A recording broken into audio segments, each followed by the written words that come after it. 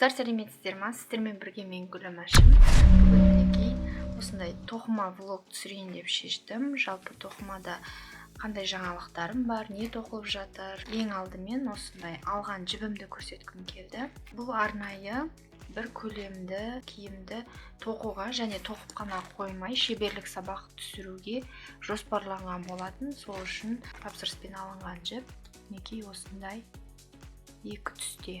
Тағы да осы түстегі жіптен бас киім тоқыдым. Жіп сататын сайт бар, арнайы тоқыма жіптерді сататын. Сол жерден тапсырыс беремін. Мінекей алдарыңызда. Жеткізу үшін 900 теңге Қазпочта арқылы маған бұл келеді жіптер. Енді бұл мына жерде шығыны 11400 теңге. Және бұл балаларға арналған болады. Жалпы жіпке кеткен шығыны сонда 11400 теңге болды. Көз алдарыңызда барлығын әдейі көрсетіп тұрмын. Біреуге қажетті болатын болса. Артынан енді бұл мен тоқитын киім жайында толық ақпаратты келесі алдағы тағы да тоқыма влогтарда анық көретін боласыздар. Оған қосымша шеберлік сабақ түсіремін, ол ақылы түрде болады. Үйренетін қыздар сол жерден төлемін жасап, дайын шеберлік сабаққа қарап отырып, ол киімді тоқып үйрене алатын болады. Бұл жіптің құрамы мінекей 100% жүн деп тұр. Құрамы жақсы. Нако деген жіптен алған жібім. Енді тоқыған бас киімді көрсетейін қыздар. Мінекей өте әдемі. Бұл техника араларыңызда моншақтармен тоқып көргендеріңіз болса білесіздер, иә? Оның да тоқу техникасы түрлері бар. Төбе жағы біркелкі. Бұл ілмек бізбен тоқылды қыздар. Жуылған болатын, әлі дымқыл кепкен жоқ толықтай. Сондықтан біраз ыңғайсыздау болып тұр. Қатты созуға болмайды. Формасын жоғалтып алады. Негізі осы моншақтармен ою түрінде тоқығым келген болатын. Сызба бойынша менің осы тоқып жүрген жалпы оюдың сызбасы дайындалған. Ол бойынша тоқуға бұл моншақтар келмеді. Егер тоқитын болса, бұл моншақты көлемі жағынан дұрыс таңдау жасау керек екен. Соны ұқтым, сондықтан алған моншақтарды осындай біркелкі қылып орналастырып тоқып шықтым. Сонда да өте әдемі болып шықты. Толық кепкеннен кейін менің Instagram парақшамда фотоларын түсіріп салатын боламыз. Бұл жерде енді моншақпен қосып тоқу техникасы. Бұны да бір шеберлік сабақ ретінде түсіріп, ақылы шеберлік сабақтар құрамына қосатын боламын. Шеберлік сабақтың ішінде бірнеше киімді тоқып үйрене алады және барлығы көбінесе оюға қатысты болады. Моншақты да қосып тоқу техникасын үйреткім келеді қыздарға. Өзімде толықтай осы техниканы меңгеріп үйренгім келеді және қосымша қыздармен бірге тоқысақ деген ойдамын. Клеймен жапсырып қойған осындай жылтыр моншақтармен алып жатамыз, иә, көбінесе. Ал бұл жерде тоқылады, бүлініп қалмайды, түсіп қалмайды, сақталып әдемі қалпында қалады. Қазір күн бұлтты, күз кезі болғандықтан бір әдемі фотосуреттерді түсіруге де шабыт жоқ және күн көбінесе жоқ, иә, күннің көзі жоқ. Табиғи жарық аз, сондықтан фотосуреттерде түспей жатыр. Бір реті келіп, бір күнді арнайы арнап, осындай дайын жұмыстарға фотосессияны жасайтын боламын қыздар. Қыздар, мінекей мына бас киімді тоқығанда қалған жіп мінекей осындай ғана. Бұл бас киімге арнайы мойын орағыш немесе снуд деп айтады, иә, солай тоқуға болады. Қосып тағы да бір рет көрсетсем, мінекей осындай жіптен тоқыдым қыздар. 100 грамда 150 метр. Моншақпен оюды тоқу үшін жеке сызба дайындау керек деп өзім үшін түртіп алдым. Дәл осындай нұсқасы мысалы ешқайда жоқ, иә. Өз қолыңыздан осындай дүниелерді тоқып алу өте осынысымен ерекше, иә. Және дұрыс орындалуына, әрбір ілмектің әдемі тоқылуына назар аударсаңыз, тіптен жақсы қасиет деп ойлаймын. Шеберлік сабақтарды түсіндірген кезде де көбінесе айтам ғой, міндетті түрде оқыпты тоқыңыздар деп. Ол деген сөз мен бір керемет көп біліп ақыл айтқаннан емес, сіздер олай қабылдамаңыздар. Мен өзім жалпы кез келген қолөнердің ең бірінші орында өте ұқыпты, әдемі орындалуы, ол менің өзіме қоятын талабым. Сондықтан соны мен шеберлік сабақты түсіру барысында автоматты түрде сол сөз менің өзіме айтылып отырғандай шығады. Оны сіздер енді қабылдаған кезде дұрысынан қабылдасаңыздар екен деймін. Осы гүлім көп білгеннен бізге ақыл айтқыш деп қабылдамаңыздар. Қараңыздар, осындай өте әдемі жұмыс.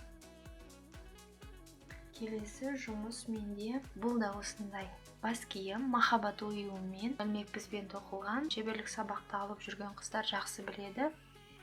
Осы оюмен кардиганды да махаббат кардиганы деп тоқыдым. Осы оюмен мен бұрын бір бас киімді тоқыған болатынмын, бірақ та оған шеберлік сабақ түсірген жоқ болатынмын. Сол кезде шеберлік сабағын түсірмедіңіз ба деген көп қыздардан сұраныс болған болатын. Соны ескеріп шеберлік сабақты түсірдім қыздар. Төлем жасап тоқығысы келетін қыздар тоқи алатын болады. Осы YouTube арнамда жабық түрде сақталып тұр. Қараңыздар, қандай өте әдемі бас киім. Кез келген қыз балаға өзіңізге ұнайтын үлгіде тоқып бере аласыз. Меніңше көптеген қыздар бұған қызығушылық танытып, үйреніп алып, өзі үшін тоқысады, немесе тапсырыс қабылдап, табыс тапса да өз қолында. Модель қызды үстінде бұйыртса Instagram парақшамда фотосын көретін боласыздар. Видеоларда түсіріп кешірім өтінемін, мен әлі қазір жөтелден толық жазылып болған жоқпын, сондықтан арасында тамағым біраз жыбырлап ыңғайсыздық туғызып отыр. Толық дұрыс еркін сөйлей алмай отырмын, бірақ та ұзақ уақыт болып кетті. YouTube арнам тоқтап қалмасын деген ниетпен, және де тоқымада қандай жаңалықтар болып жатыр, сол жайында сіздерге бөліскім келіп, осылай бейне жазбаны түсіріп бастады. Даусымда біраз өзгешеліктер болып жатса, кешірім өтінемін алдын ала. Екінші тоқыған бас киім үлгісі қыздар.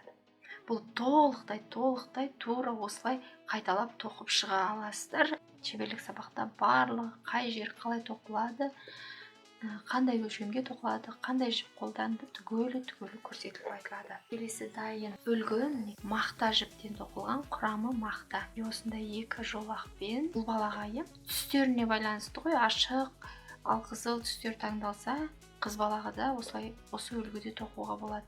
Бұл жерде ерекшелігі сол қайырылмайды, бұл жерде тура осы қалпында киіледі, басқа. Бұл көлемді оюлы киімге арнайы тоқылған.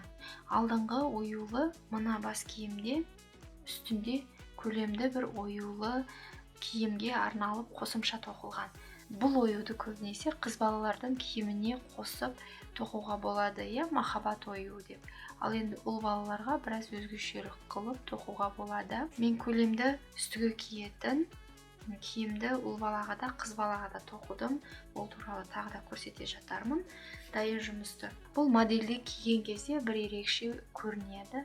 Киген кезде бір бөлек, осылай дайын күйінде жай көрсеткен ол бір бөлек болады. Бұны да қыздар сол ақылы шеберлік сабақтың ішінде толық ақпаратты, қанша ілмек алынды, қалай алынды, мына жердегі жолақтар қалай тоқылады, соның барлығын бір қабат айтып өтетін боламын. Өйткені ол жерде енді менен шеберлік сабақты алатын қыздардың ішінде өте жақсы тоқитындары болады.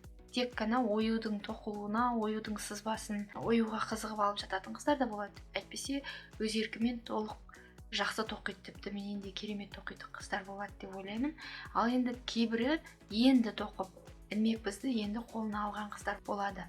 Сондықтан солар үшін толығырақ бұл жердегі екі жолақ қалай тоқылды, мысалы оюлар қалай тоқылды, сол туралы бұл бас киім үлгісі туралы да айтып өтетін боламын қыздар. Сосын қыздар маған өткенде Инстаграмда бір қыз сұрақ қойған болатын, осы сіз оюды қалай жасайсыз? Осыны тоқыған кезде арнайы станокқа салып тоқисыз ба, және сызбасын қалай дайындайсыз деген сұрақ болған болатын. Бұл жерде мен тоқыған кезде сызбасын дайын суретке қарап отырып, арнайы программа арқылы сызбасын дайындап аламын. Ал тоқыған кезде 100% қолмен тоқимын қыздар. Ешқандай менде ондай тоқитын станоктың түрлері жоқ менде әзірге. Сол сұраққа жауап бергім келді. Одан кейін келесі бір екінші сұрақ, шеберлік сабақты түсіріп бастау үшін не істеу керек, және шеберлік сабақтан жақсы табыс табуға бола ма деген сұрақ болған болатын. Барлығы қыздар қазіргі кезде барлығы өздеріңізге байланысты, иә. Бұл шеберлік сабақты қалай түсіру керектігі туралы бір жеке бейне жазба түсіруге болады толыққанды. Неден қалай бастау керек, иә. Мен енді бұл жерде жалпы қысқаша өзімнің басымнан өткенді айтайын. Бастапқыда не нәрсені бастаған кезде оңай емес, өзінің қиындығы болады. Бірақ шеберлік сабақты түсіріп бастағаннан кейін ары қарай алып кетесіз. Және де бізде көбінесе тоқымаға қатысты терминдердің көбін айту қиын болып жатады, иә. Көпшілік қыздарды осы YouTube арнадан қарасам, бір орысша, бір қазақша айтып жатады, иә. Соның барлығын сіз өзіңізге анықтап алу керексіз, иә. Мысалы, өзіміздің тілімізді шұбарламай тек қана орыс тілінде түсіргіңіз келеді, немесе ағылшын тілінде түсіргіңіз келеді. Қазақ тілінде түсіремін. Ең бірінші осы жағын анықтап алған дұрыс деп ойлаймын. Мен бастапқыда түсірген кезде бір орысша, бір қазақша түсіріп бастаған менде ең алғашқы шеберлік сабақтарымда.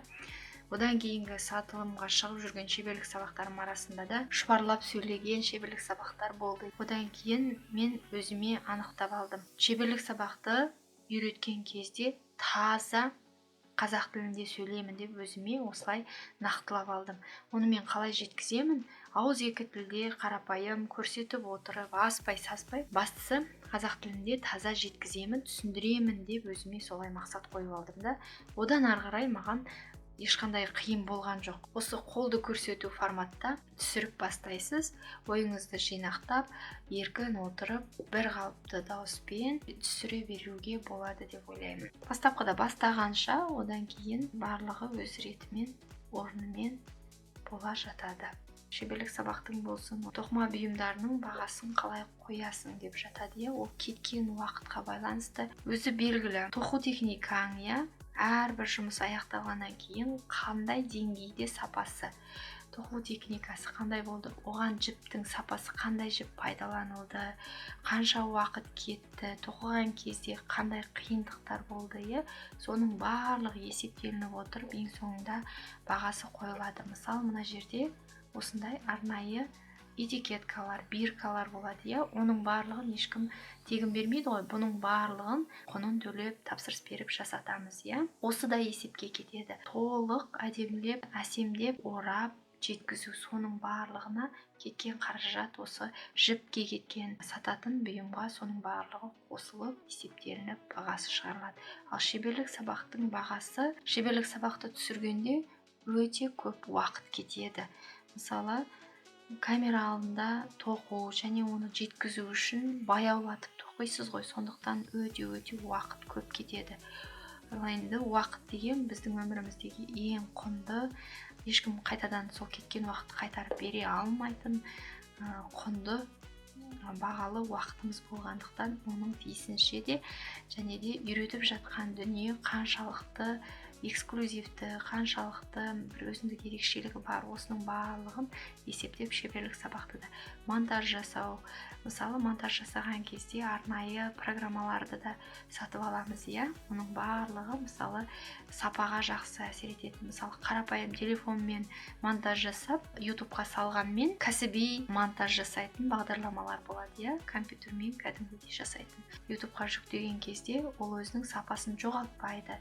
Ал енді телефонмен жасалған шеберлік сабақтар YouTube формат, ол жерге қаншама адам түрлі бейне жазбаларды салып жататын болғандықтан YouTube бұл жерде өзіне орынды үнемдеу керек болады. Бейне жазбаның сапасын төмендетеді. Монтаж жасайтын бағдарламаларда өңделген бейне жазбалардың сапасы соғұрлым сақталады. Осы бейне жазба арқылы бұл да бір сіздерге беріп жатқан білімнің түрі болып саналады. Сондықтан осы жағында ескеріп, ол уақытпен алатын білім өте құнды нәрсе, иә. Сондықтан ол жерде шебер өзінің жұмысын бағалап, тоқыған киім болсын, осындай шеберлік сабақ болсын, ақылы бағасын қойып ұсынып жатса, оның бағасына пікірлерді айтуға ешкімнің құқығы жоқ деп ойлаймын. Өйткені ол тиісінше барлығын жан-жақты ойластырып, өзінің қойылуы қажетті, тиісті бағасын қойып отыр деп ойлаймын. Сондықтан осы жағында ескерулеріңізді сұраймын. Қолөнерді үнемі қолдап, қолөнерші қыздардың жұмыстарын бағалай алуымыз керекпіз. Және басқаларға да бағалауға оны біз дұрыс жеткізіп, дұрыс ұсына алу керекпіз деп ойлаймын. Әрбір шебердің жұмысы өзінше ерекше болады. Мысалы, бұл бас киімді 10 қыз тоқитын болса, оныныкі өзінше әрқарай 10 түрлі ерекше жұмыс болып шығады.